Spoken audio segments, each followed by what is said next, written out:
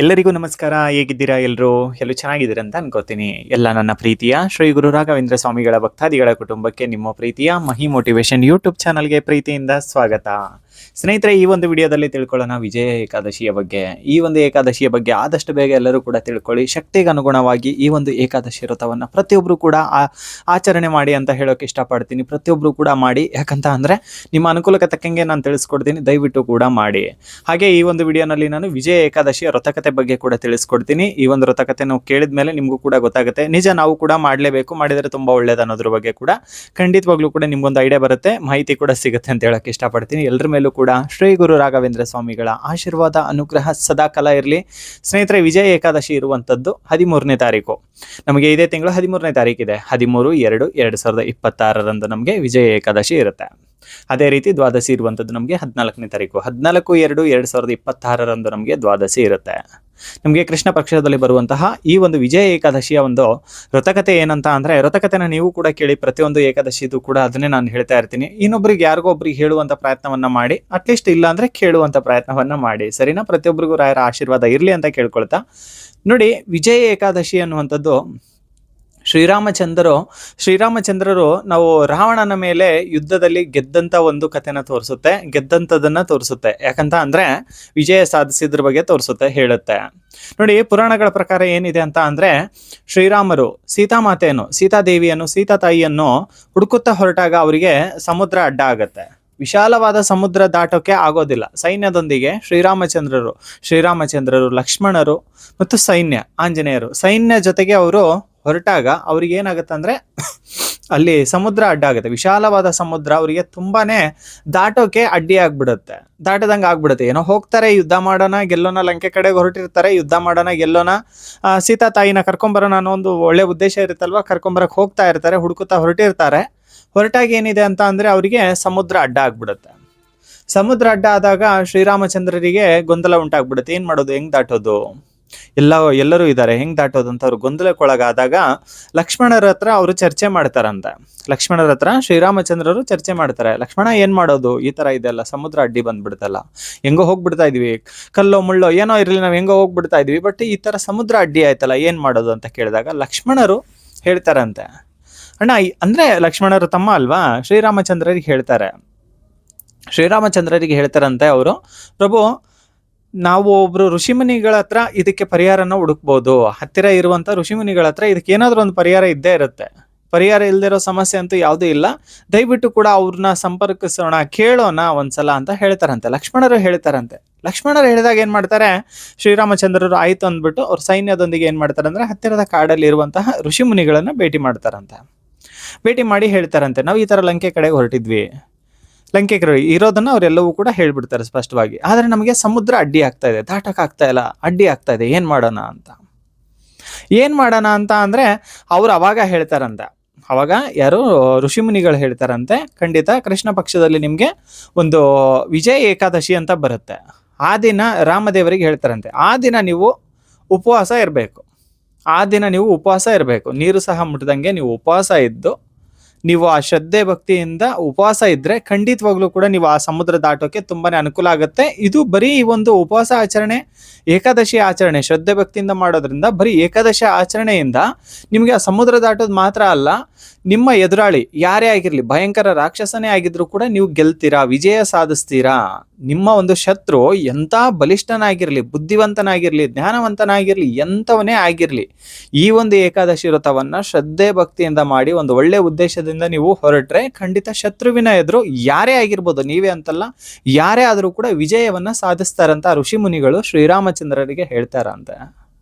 ಶ್ರೀರಾಮಚಂದ್ರರು ಅದೇ ರೀತಿ ಆ ಋಷಿಮುನಿಗಳು ತಿಳಿಸ್ಕೊಟ್ಟಂತೆ ವಿಧಿವಿಧಾನಗಳಂತೆ ಅವ್ರೇನ್ ಮಾಡ್ತಾರೆ, ಏಕಾದಶಿ ಉಪವಾಸ ಆಚರಣೆನ ಮಾಡ್ತಾರಂತೆ. ಆಮೇಲೆ ಆ ಸಮುದ್ರ ದಾಟಿ ಅವರು ರಾವಣನ ಎದುರು ಯುದ್ಧ ಸಾರ್ತಾರೆ. ಆಮೇಲೆ ಅಲ್ಲಿ ಕೂಡ ವಿಜಯ ಸಾಧಿಸ್ತಾರೆ, ಸೀತಾದೇವಿನ ಕರ್ಕೊಂಡ್ಬರ್ತಾರೆ.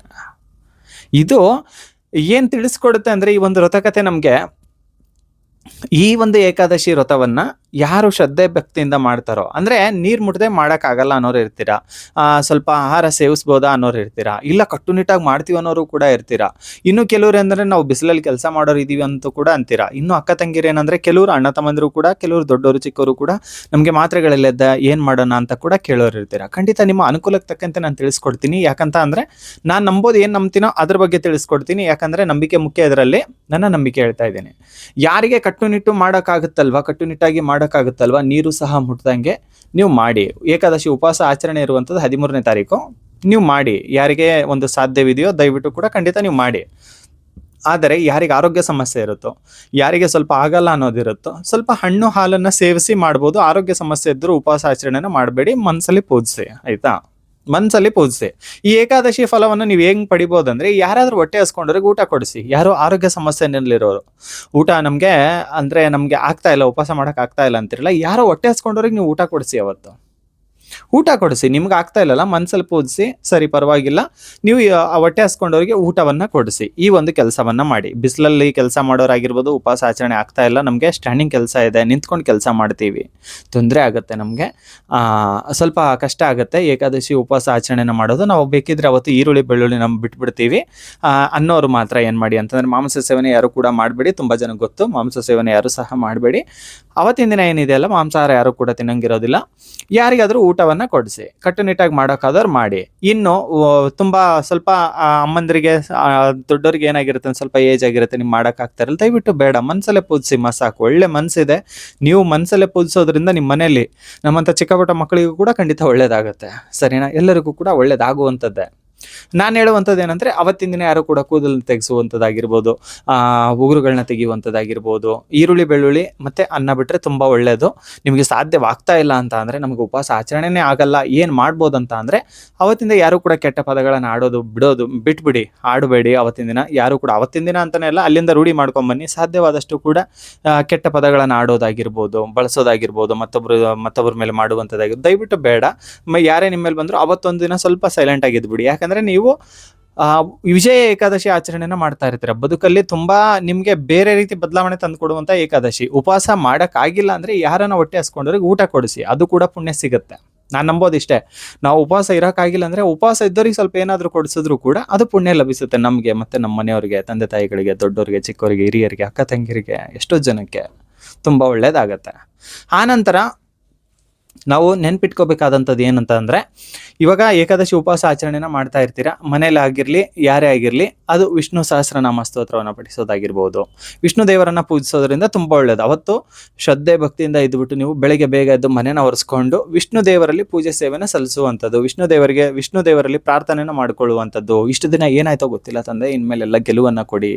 ವಿಜಯ ಏಕಾದಶಿ ಆಚರಣೆನ ಶ್ರದ್ಧೆ ಭಕ್ತಿಯಿಂದ ನಮ್ಮ ಅನುಕೂಲಕ್ಕೆ ತಕ್ಕಂತೆ ಮಾಡ್ತಾ ಇದ್ದೀವಿ. ಯಾಕಂದರೆ ಈ ಏಕಾದಶಿ ಉಪವಾಸ ಆಚರಣೆಗಳೇ ಹಾಗೆ ಹಬ್ಬದ ರೀತಿಯಲ್ಲೇ ಆಚರಿಸ್ಬೇಕಂದ್ರೆ, ಆಡಂಬರವಾಗಿ ನಾವು ದುಡ್ಡು ಗಿಡ್ಡು ಎಲ್ಲ ಖರ್ಚು ಮಾಡುವಂಥದ್ದಲ್ಲ, ಶ್ರದ್ಧೆ ಭಕ್ತಿಯಿಂದ ಮಾಡುವಂಥದ್ದು.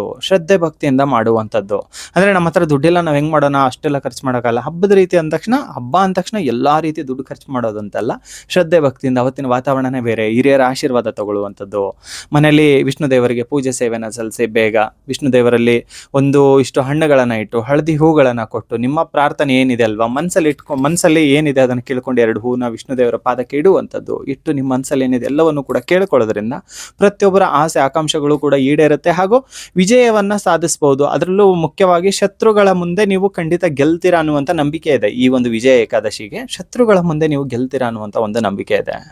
ಹಾಗೂ ನೆಕ್ಸ್ಟ್ ವಿಡಿಯೋ ಕೂಡ ತುಂಬ ಒಳ್ಳೆಯದು, ವಿಶೇಷ ದಿನಗಳಿದೆ ನಮಗೆ. ಫೆಬ್ರವರಿನಲ್ಲಿ ತುಂಬ ಒಳ್ಳೆ ವಿಡಿಯೋಸ್ ಕೂಡ ಬರುತ್ತೆ, ನೋಡ್ತಾ ಇರಿ. ಈ ಒಂದು ಏಕಾದಶಿ ಬಗ್ಗೆ ತಿಳಿಸ್ಕೊಡ್ಬೇಕಾಗಿತ್ತು. ಏಕಾದಶಿ ಇರುವಂಥದ್ದು 13ನೇ ತಾರೀಕು, ನಮಗೆ ದ್ವಾದಶಿ ಇರುವಂಥದ್ದು 14ನೇ ತಾರೀಕು. ಏಕಾದಶಿ ಇರುವಂಥದ್ದು 13/2/2026 ಆದರೆ ದ್ವಾದಶಿ ಇರುವಂಥದ್ದು ನಮಗೆ 14/2/2026. ಉಪವಾಸ ಆಚರಣೆ ಇರುವಂಥದ್ದು 13ನೇ ತಾರೀಕೆ, ಸರಿನಾ? 13ನೇ ತಾರೀಕೆ ಇದೆ.